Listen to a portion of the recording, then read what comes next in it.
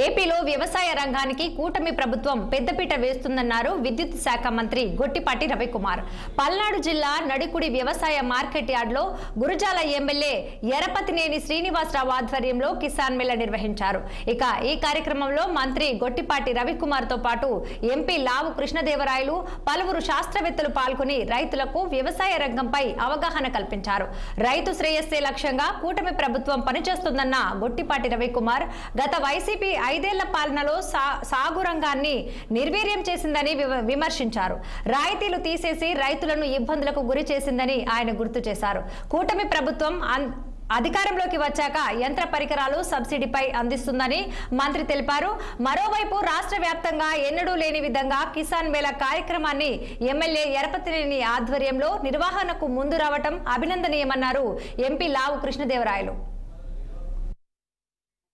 అడుగుతున్నాను 1924 మధ్య గురజాల నియోజకవర్గంలో ఎంతటి కార్యక్రమాన్ని వాళ్ళు పెట్టారా అని అడుగుతున్నాను.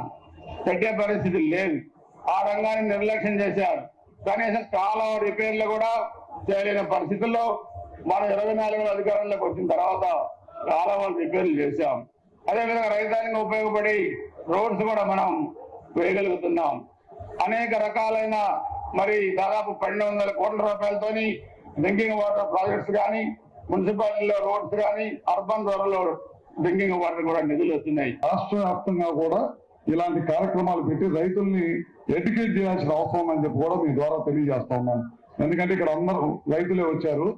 నేను చెప్పేవన్నీ కూడా రైతులకు తెలియని ఏం కాదు.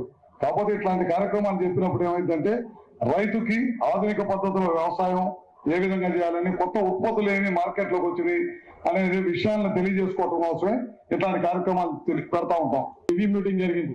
అయినప్పుడు కూడా అడిగాం. ఇప్పుడు మీరు ముందే చెప్పండి రైతులకి, అంతేగాని పోయినసారి చేసినట్లు వాళ్ళని మార్కెట్ ఎవరైతే కంపెనీ వాళ్ళకి వదిలేయకుండా ముందే చెప్పండి. ఎన్ని ఎకరాల్లో ఏ పంట వేస్తే ఎంత పోతా ఉంది, ఎంత పోయే అవకాశం ఉంది అనేది ముందే వాళ్ళకి అవగాహన కల్పించండి. ఏ పంట ఏది వేస్తే, ఒకవేళ పత్తి ఎంత వేస్తే ఎక్కడ దాకా పోయే అవకాశం ఉంది, అలాగే టొబాకో ఎంత వేస్తే ఎక్కడ దాకా పోయే అవకాశం ఉంది ముందే చెప్పండి. అంతేగాని కంపెనీ వాళ్ళు చెప్పారు కదా అని చెప్పి వాళ్ళ మీద వదిలేయడం అనేది